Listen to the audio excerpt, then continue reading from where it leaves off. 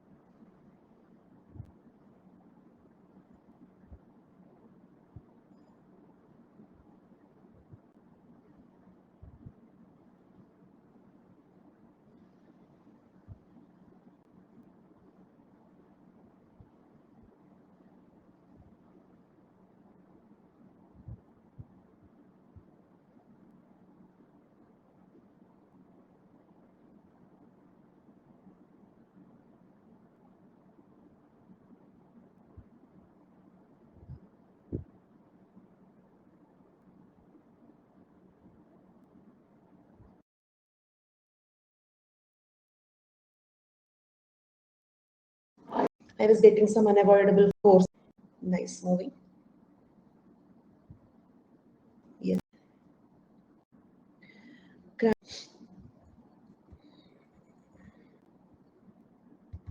Course was kind of very boring for me because like very few students were there and they were not interacting. So it was kind of very boring for me. I was kind of forcing myself to take that. So I didn't enjoy that course. Okay. So like if there is a situation of, yeah, of course, after prelims only. If there is a crash course, that will be after prelims only. You can also tell me, suggest me your needs. Like we can also plan a course according to your needs also. That also can be done. Like what more you expect. Okay. So that suggestions also you can give.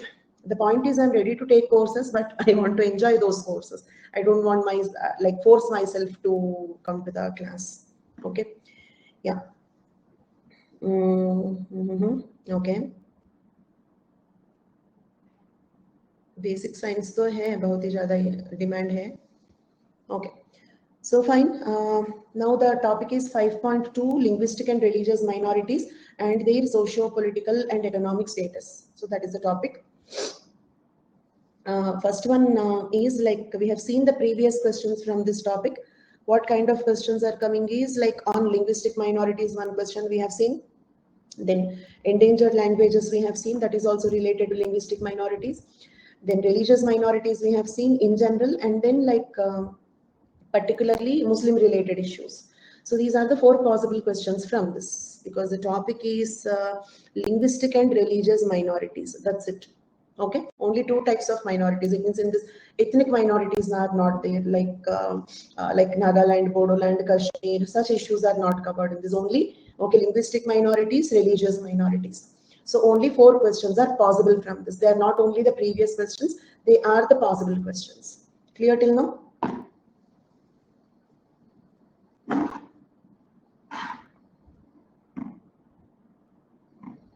Okay.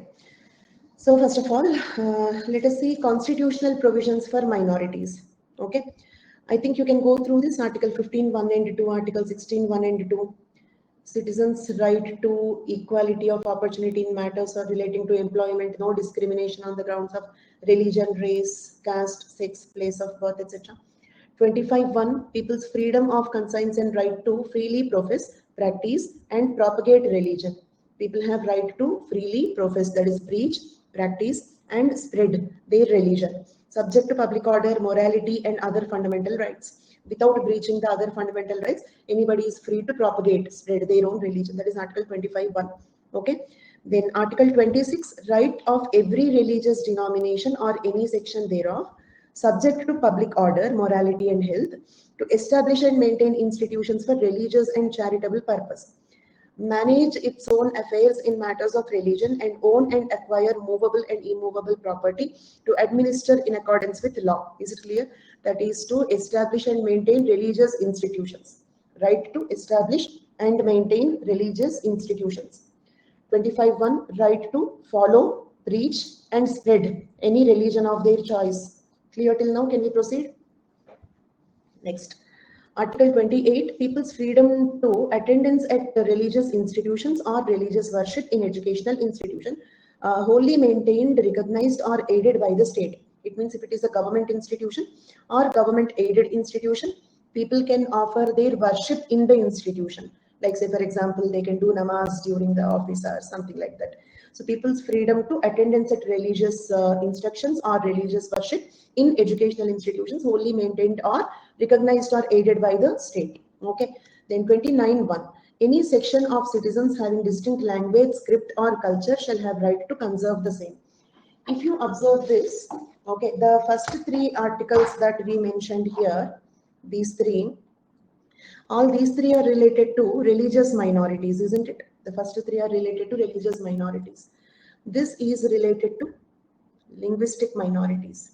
Any section of citizens having a distinct language, script, or culture shall have right to conserve their own language and culture. Okay. Then 29.2. Non-denial of admission to any citizen, okay, to any educational institution maintained or aided by the state on the grounds only of religion, race, caste, language, or any of them. It means nobody can deny your entry into an educational institution because you belong to a particular language, or because you belong to a particular religion or race, okay, or any one of them. Is it clear? Because you are a Muslim, nobody can deny, or because you are a Mongoloid, nobody can deny. Okay, because you speak a particular language, nobody can deny your entry into any educational institution maintained or aided by the state. So this comes under religious and linguistic minorities. Then 31.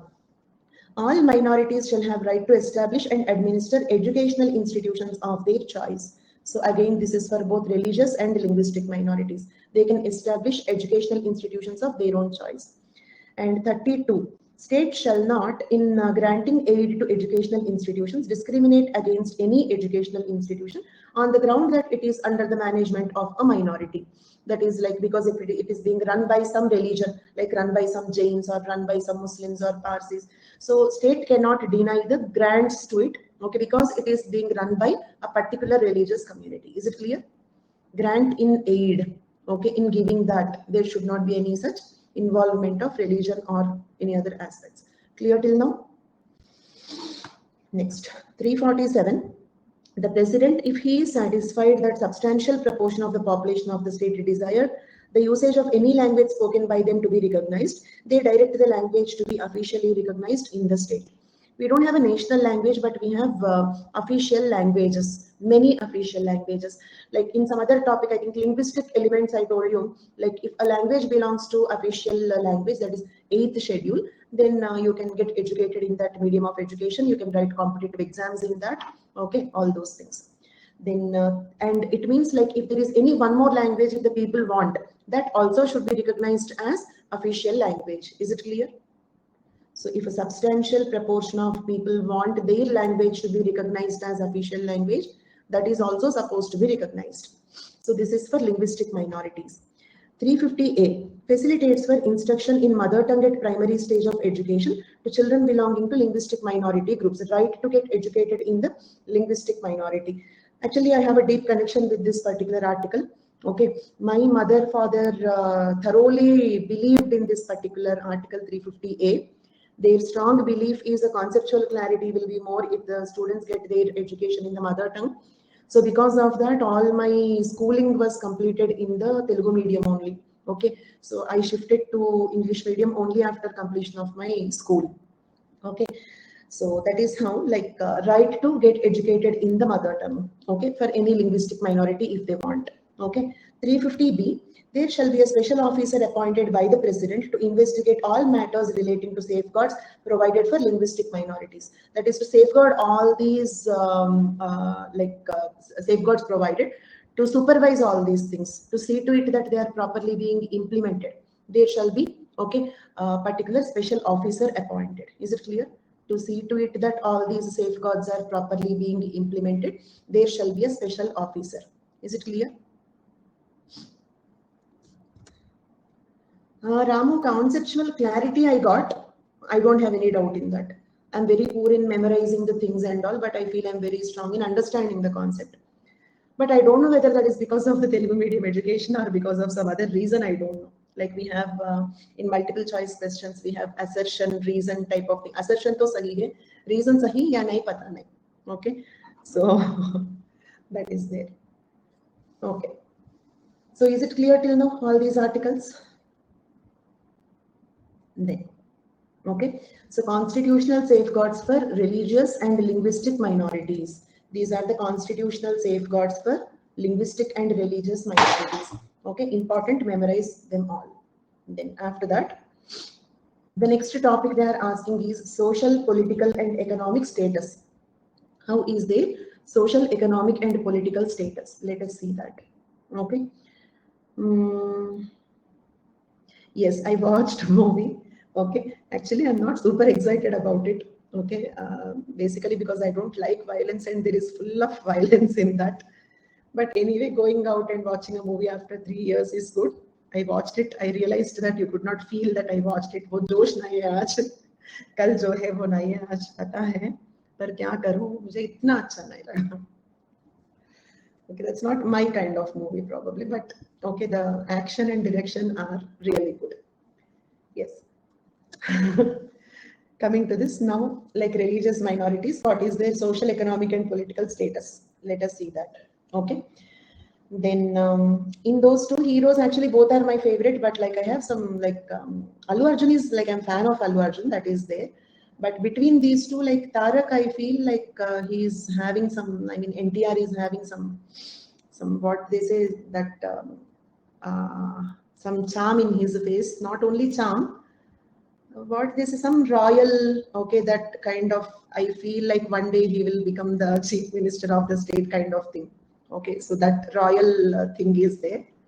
So, okay, fine. So on the whole, like since the time of, like maybe by that time he's not that much popular. I don't know whether you people know or not. Since the time of Arya was my like first favorite movie at that time. Since that time, I'm a big fan of Allu Arjun. Among these two, like Tarak, and actually Ramcharan also chooses like all his films very carefully, and most of his films are very nice. That is surprising when I just see back, look it back. Okay, at a given point of time, he won't create sensation, but when we look back, he did all good movies only. Okay, so that is one kind of thing in him. Okay.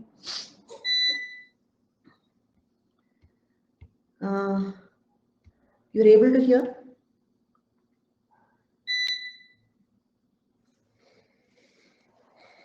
Fine.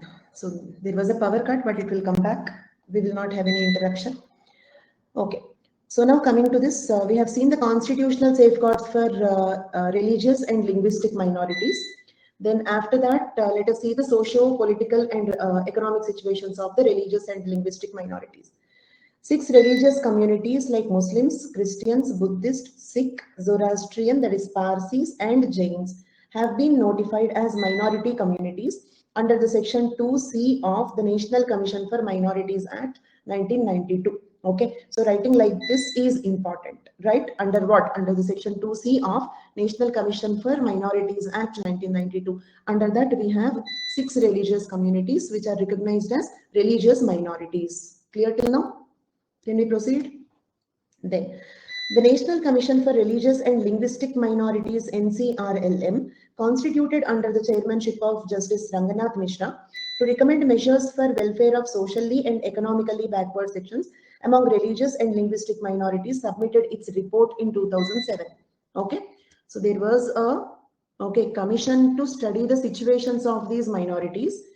The commission was under the chairmanship of Justice Ranganath Mishra. They did the study and submitted the report in the year 2007.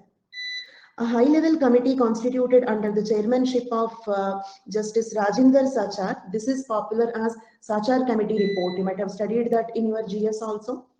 Sachar Committee Report. So a high-level committee constituted under the chairmanship of Justice Rajendra Sachar to gather data information for preparation of a comprehensive report on social, economic, educational status of Muslim community of India. Okay, so notice the difference between these two. This is a national commission, okay, constituted under the chairmanship of Ranganath Mishra. This is to study, okay, all religious and linguistic minorities.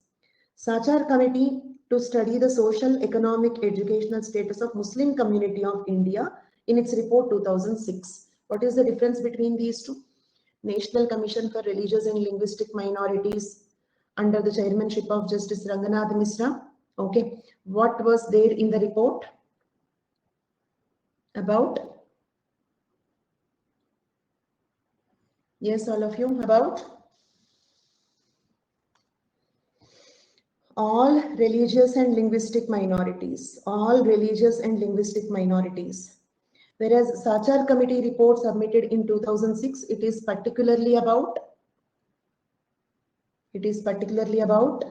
Muslims. And what about Muslims? Okay, social, economic, and educational status of the Muslim community in India. Okay, submitted the report in 2006.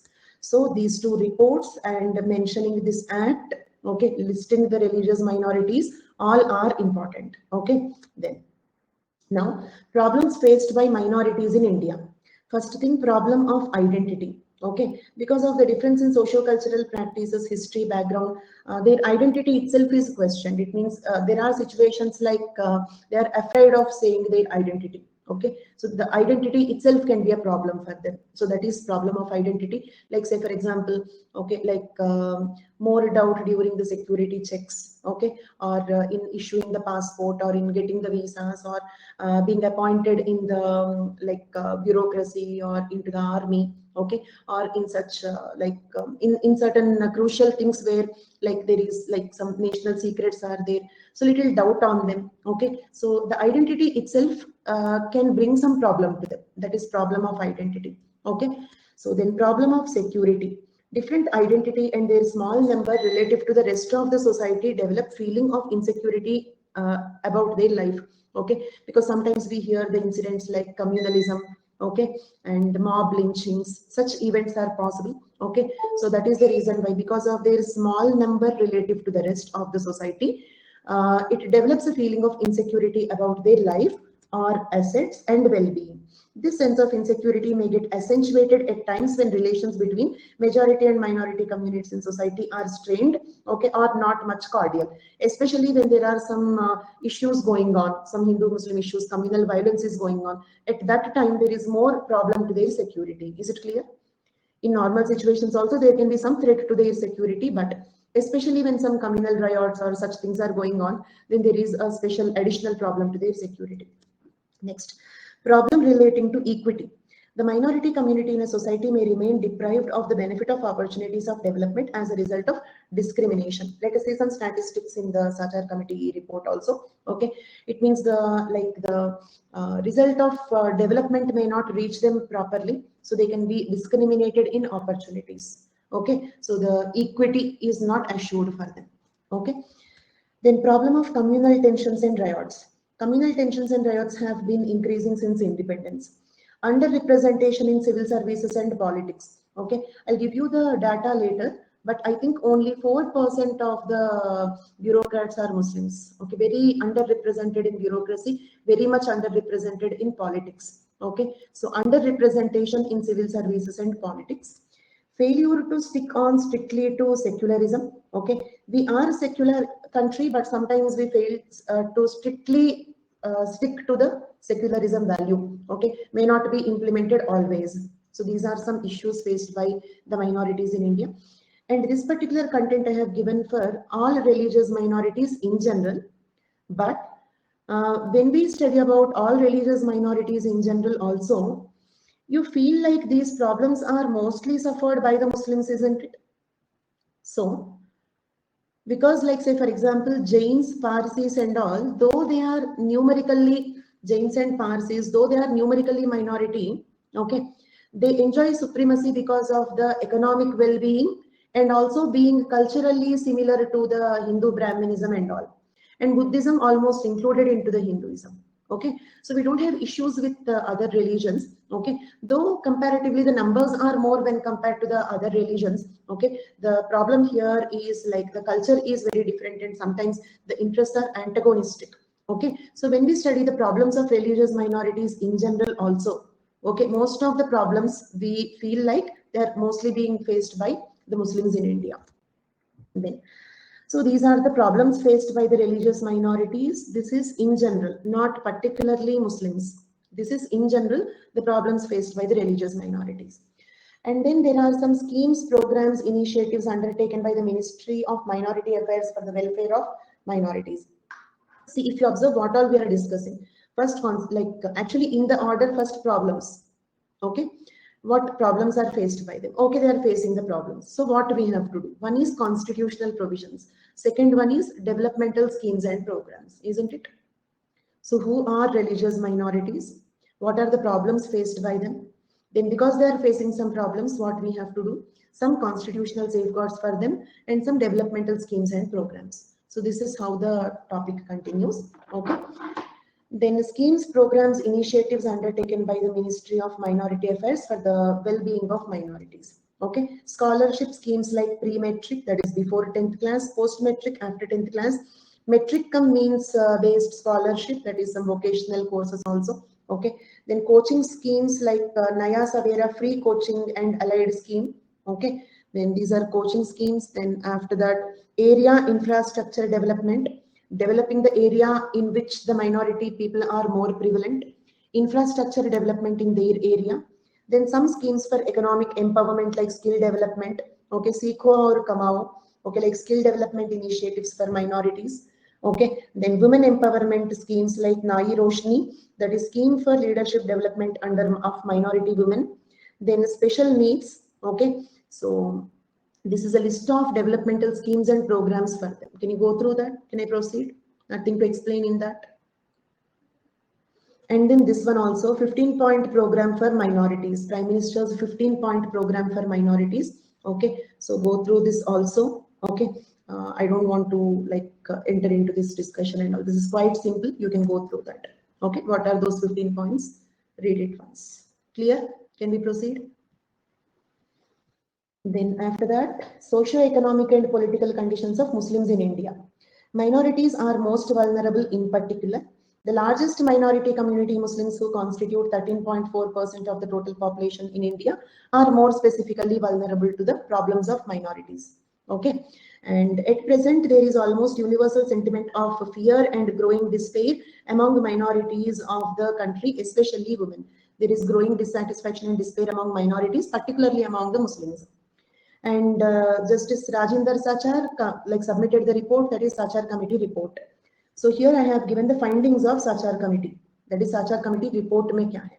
Okay, then in the field of literacy, the committee has found that the rate among Muslims is very much below than the national average. Okay, literacy rate is very much below when compared to the average literacy rate in India. Is it clear? Okay, and we will be completing this in some 15 minutes. We will be completing. This is the last topic we have, that is socio-economic and political conditions of Muslims. Okay. Then after that, endangered languages. Hardly in half an hour, more than half an hour, we'll complete that. Okay. By around 6:45, 7 o'clock, we'll be starting Unit 1, Paper 1 also today. We'll be starting the Unit 1 today itself. Okay. Fine. So we are discussing the findings of Sachar Committee. Muslim parents are not averse to mainstream education or to send their children to affordable government schools. It means though they are government school, Muslim parents are not willing to send the children to the government schools. Rather, they are more interested in their religious education when compared to the mainstream education, right? Okay, keep memorizing the points because it is a simple topic. Okay, divert your focus onto memorizing the things. Okay. First thing, literacy levels low. Second one, parents are not preferring mainstream education. They're preferring to send the children to the madrasas and give them the religious education. Participation of Muslims in professional and managerial cadre is very low. The average amount of bank loan disbursed to Muslims is 2/3 of the amount disbursed to the minorities, to the other minorities. See, this point is indicating that how Muslims' situation is even worse among the minorities also. Okay, in giving the loans, banks are not trusting them. They are not giving loans to them. Is it clear? So the loans disbursed to the Muslims is only 2/3 the loans disbursed to the other minorities. Clear for all of you? Then there is clear and significant inverse association between proportion of Muslim population and availability of educational infrastructure in small villages. It means in one village, if the Muslim population is more, in that village, educational infrastructure is less. Yes, clear for all of you? In a village, if the Muslim population is more, then the educational infrastructure is less. Muslim concentration villages are not well served with approach roads, local bus stops. Same way, in one village, if the Muslim population is more, approach roads, local bus stops to that village are comparatively less. Substantially larger proportion of Muslim households in urban areas are in the less than 500 expenditure bracket. Okay, it means their expenditure rate, economic development is also less, right? So living in slum areas or living in the areas where the expenditure bracket is less than 500 rupees. Clear for all of you? Then the presence of Muslims has been found to be only 3% in IAS. Only 3% of the IAS officers are Muslims. Only 1.8% of IFS are Muslims. Only 4% in the IPS. Okay, so very less representation in the bureaucracy, civil services. Clear for all of you?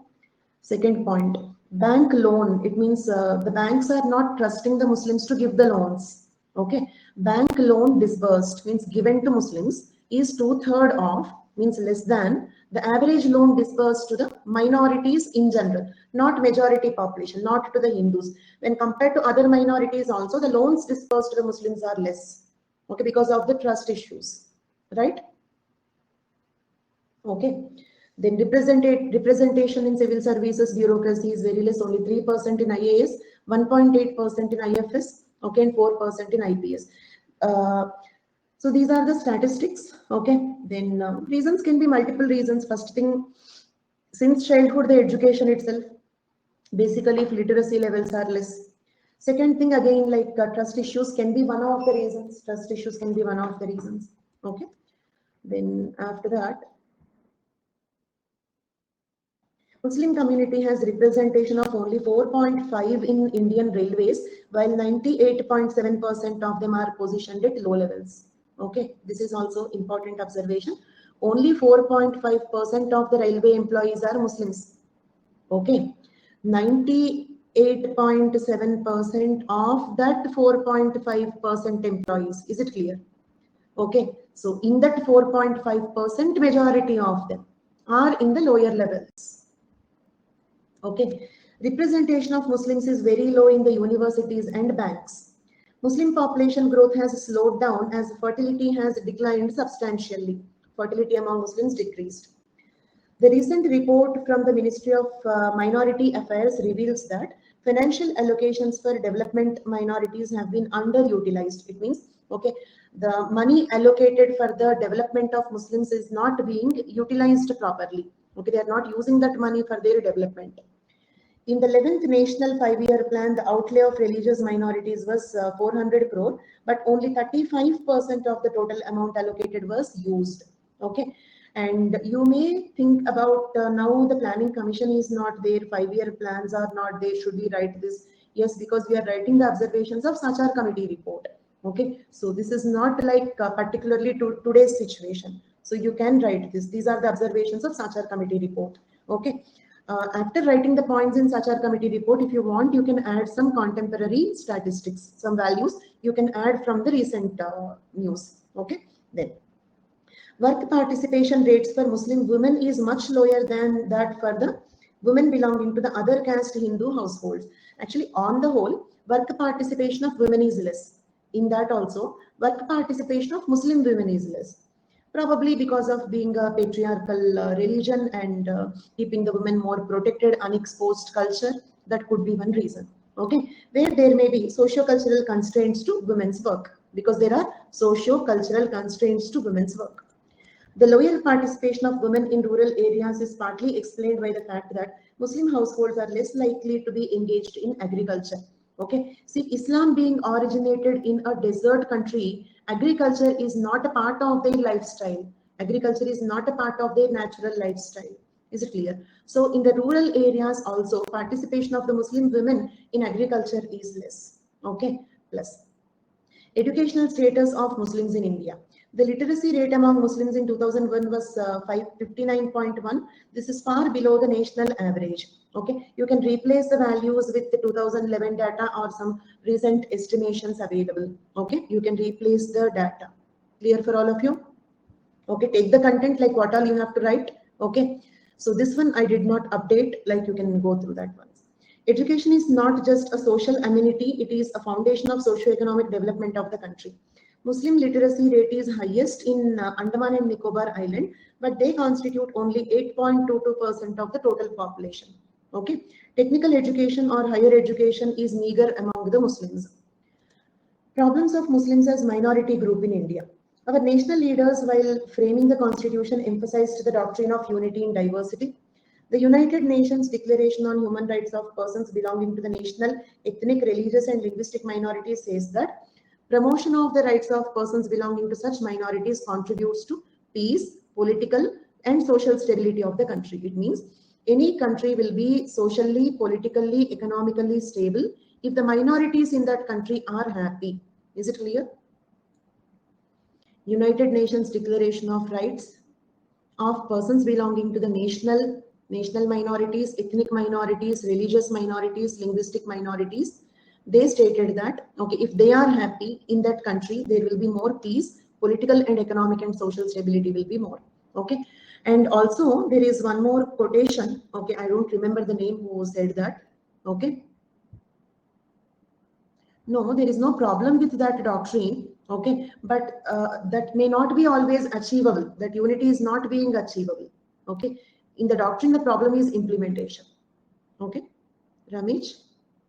The doctrine is fine, problem is implementation.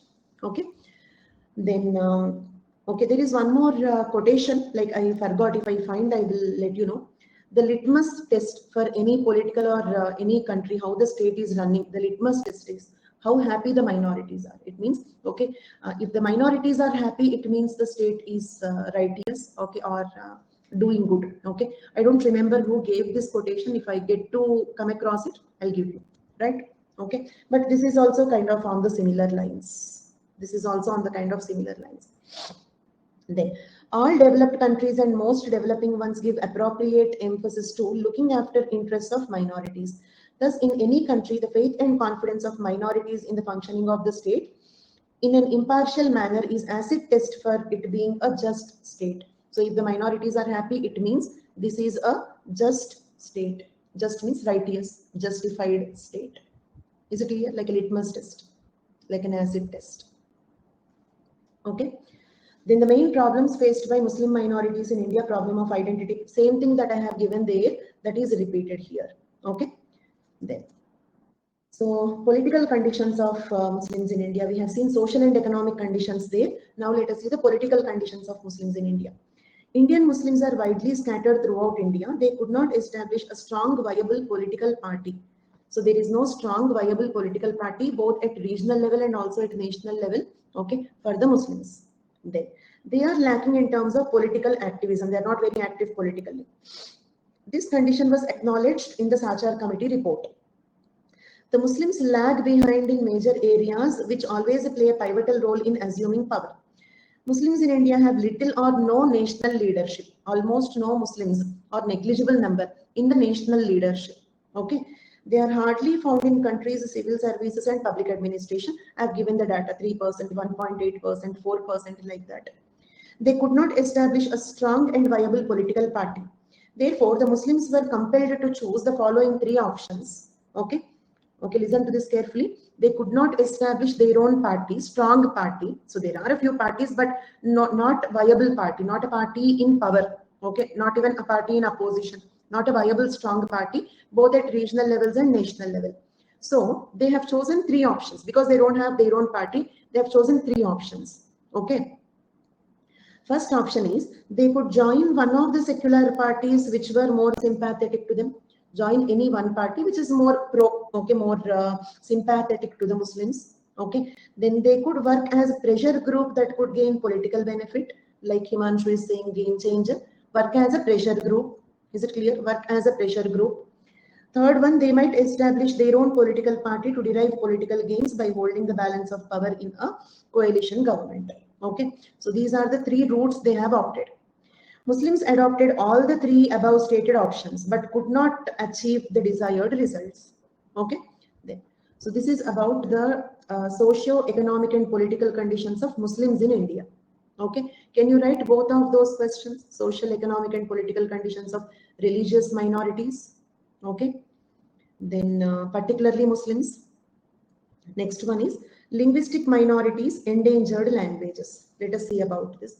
This one I have given. Do you remember where I have given in Unit 6 theories? Okay. Like to say that is language and socio-cultural anthropology relation, I have given that. There was a question, discuss the relation between language and socio-cultural anthropology. In that, this one I have given, plus cognitive anthropology I have given, Sapir-Whorf hypothesis I have given. Okay. Remember that? Yes. So the same point, actually, in that model answer, I have taken that from here only. A renowned literary critic and activist Ganesh Narayan Devi, who documented 780 Indian languages while conducting the People's Linguistic Survey.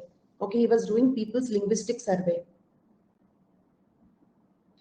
That is the reason why you can write the points in the report and you can write the recent data, contemporary thing, you can add it.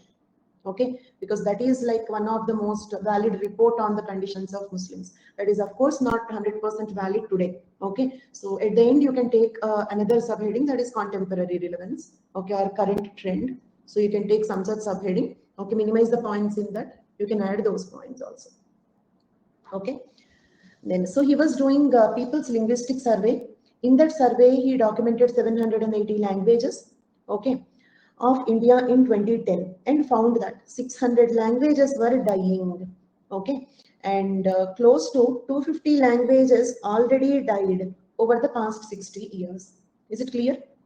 250 languages already died, extinct languages. Okay, around 600 languages became endangered, about to die. Okay, fine. What is the problem if a language dies? Okay, I hope you remember this statement. When a language dies, okay, according to Ganesh Narayan Devi, a unique way of looking at the world disappears. This is a sentence given by Ganesh Narayan Devi, okay, but we understood the essence of this statement in depth in cognitive anthropology. Do you remember that? The way Hanunu people look at the world, their world view is totally different. Our world view is totally different. Okay. So according to cognitive thinkers and even according to Ganesh Narayan Devi, language influences how we see the world. Our language influences our world view. Clear for all of you? So if a language dies, a unique way of looking at the world dies. According to UNESCO, any language that is spoken by less than 10,000 people is potentially endangered. Okay. See, in general, endangered language means we have to protect that language, right? Endangered means what? We have to protect it. But interestingly, in India, after 1971 census, the government decided that any language spoken by less than 10,000 people need not be included in the official list of languages. So it means what we are doing is opposite. If a language is endangered, we have to protect it. But what we are doing, we are neglecting it. Okay, so that the language may even die in future. In India, therefore, all languages that are spoken by less than 10,000 people are treated by the state as not worthy of mention, okay, and treated by the UNESCO as potentially endangered. Okay, then as per his survey, there are close to 780 languages in India, out of which 600 are potentially endangered.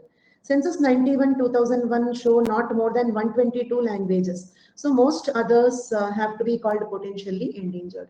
So though when there are 780 languages, only 122 languages were reported in the census. So it means remaining all languages are endangered. Clear? Okay. Then examples of such languages would be Vadari, Kolhati, Golla, Gisari, etc. Okay. So this is list of Haldi, Mavchi, Korku, Pari, okay, Moran, Tangsa, Aiton, all these are endangered languages. There seems to be about 250 languages that disappeared in the last 60 years. There used to be languages called Aduni, Dichi, Ghallu, okay, Helgo, Katagi. These are, okay, kind of extinct languages. Is it clear? These are extinct languages. All these are endangered languages. Examples are important. We have seen one question, 10 marks question, endangered languages, not on linguistic minorities. Okay. Then the Bo language in Andaman disappeared in 2010 and Majhi language in Sikkim disappeared in 2015. But we need to remember that it is impossible to show a language dying in last moment of its life. A language is not a single life system. It is very large symbolic system. Okay, you know that language is a symbolic system. When the symbols collapse, they do not do so in a single moment. The collapse is spread over a large time. See, because the languages die very gradually, it is difficult for the people to feel that the language is dying. Is it clear? What exact time period? The last usage of the word. Okay. Then what happens when the language dies? When the language dies, its speakers decide to migrate first. They migrate to another language and then they physically start migrating to another region. The second thing that happens is that their traditional livelihood patterns will go down. Okay. And they may have some special skills that disappear. Thirdly, unique way of looking at the world disappears. So their livelihood pattern, their social disintegration, they tend to migrate. Okay. And a unique way of looking at the world disappears. These are the problems if a language dies. Clear till now? Then how to conserve a dying language? We need to create livelihood support for the speakers of that language. Means like if they get some jobs in their own language, then they continue to speak. Livelihood support for the speakers of a language. If they have livelihood available within their language, nobody would want to switch from their language to any other language. Okay, so we should provide livelihood support to the people in their own language. How do some languages gain popularity while others get marginalized? Social political domination. For example, the speakers of one language are socially and politically dominant, their language flourishes. If any one particular language speaking group is not socially and politically powerful, that language disappears. Okay. So what is the impact of colonization on Indian languages? Quite surprisingly, in other continents, the colonial impact wiped out native languages. In India, it did not happen. One good thing is, okay, in other continents, the colonial impact was many native languages were totally wiped out. But in India, our languages were not wiped out. They continued, but they are endangered now. Clear till now? How is the language we speak related to our worldview? This we studied in that Hanunu color categories. Do you remember? How the language is related to worldview, perceptions. In every manner, without any exception, the language we learn or use is the absolute condition of our narrative of the world. Okay, the language that we use is our own narrative of the world, our own perception. Our own narrative means what? Our own perception of the world. And the way we see the world, there is no escape from it. Okay, and actually here it is not given very clearly, but we know this from cognitive theory. Very clearly we understood that in cognitive theory. I hope you remember that. Colonial impact. Colonial impact, for example, British colonial rule to India. Same way that colonialism did not happen only to India, right? So colonialism happened in many continents. Colonial governments existed in many continents, in many countries, right? So, okay, the impact of colonialism is native language, like say for example, British colonial rule, all Indian native languages were expected to be wiped out. It happened like that in some countries, but in India it did not happen. Is it clear? Like Ramij is saying, in many African countries, tribals speak French language now. Their native language is wiped out. Clear for all of you? South America speaks Latin, something like that. Okay. But in India, it did not happen. We retained our languages. That is good thing. But now the languages are endangered. That is bad thing. Okay. Colonial impact was not much, but globalization's impact is more. Okay. Then, so that's all that is about the endangered languages. With that, 5.3 completed. Okay. We have already seen the questions from that. Okay. The questions are like this. Linguistic minorities. Linguistic minorities means like what all you have to write. If the question comes on linguistic minorities,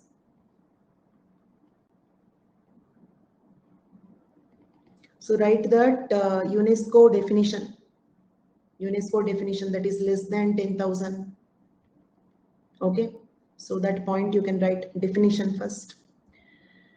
And then what you can do is like about endangered languages, you can write about endangered languages. Then you can also write the constitutional safeguards.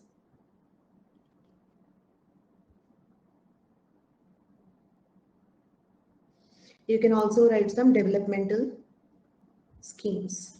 So this is the structure. Clear? So first of all, who are linguistic minorities? What are endangered languages? Constitutional safeguards, some 4 or 5 constitutional safeguards we have seen in the beginning. Then after that, some developmental schemes. Clear till now? That is linguistic minorities. Social political problems of religious minorities in India. Okay. Endangered languages, direct question. Social, political, economic status of Muslims in India. Right?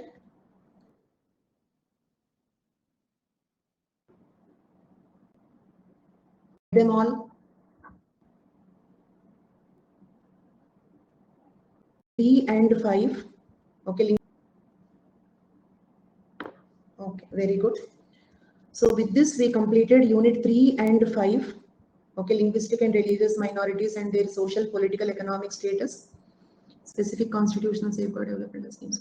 Endangered languages, nothing specific, Aditi. Present debates on minorities have made recognition of minorities more difficult. Okay, you can mention that. Structure. Definition of linguistic minorities. That is that less than 10,000 people speaking the language. About endangered languages, what happens if a language disappears? Some 3-4 examples of endangered languages, 3-4 examples of extinct languages. Constitutional safeguards that I have given in the beginning. We also identified the constitutional safeguards for religious minorities and linguistic minorities. So whatever are there for linguistic minorities, write them, and some developmental schemes for them. Okay.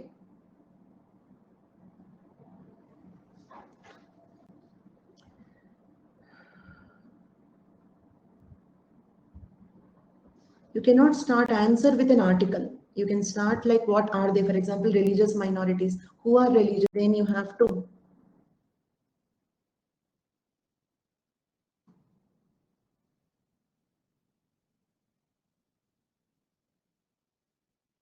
So if the question comes on religious minorities, then you have to start like this.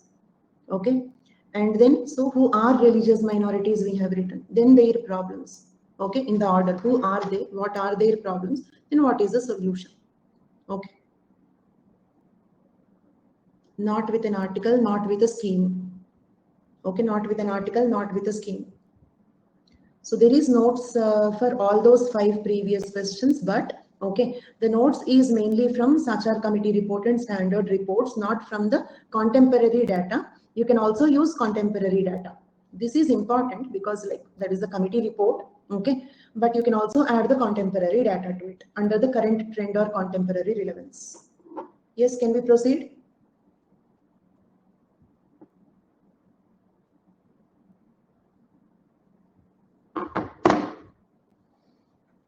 So Sashank, if there are any such things you can add.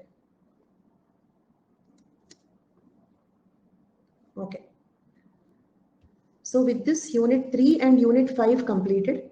In paper 2, in paper 1, we completed all the units except unit 1 that we are going to start today now. In paper 2, we completed 2, 3, 5. Okay. Okay, Kushbu, I'll give you that. Okay, I'll upload it after the class. If I feel I will forget, I will take some 2 minutes gap during the class and I will upload it today itself. So don't worry about it. We discussed the contributions of so many thinkers, but properly for unit 4, 6, 7, 8, 9, that is tribal, that will take around 12 classes. Then after that, unit 1 in paper 1 plus unit 1.8 in, okay, paper 1. Entire unit 1 in paper 2, only 1.8 in paper 1, that is archaeology. That will take around 4 classes. So 12 plus 4, some around 16, 17 classes needed for that. Okay. So we are like still having 3 more parts in our course. First part starting today, that is unit 1, paper 1. Next part is tribal India. The last episode is archaeology. Okay. These 3 parts, nature is totally different. The nature of these 3 classes will be totally different. Okay. So we proceed with unit 1, paper 1.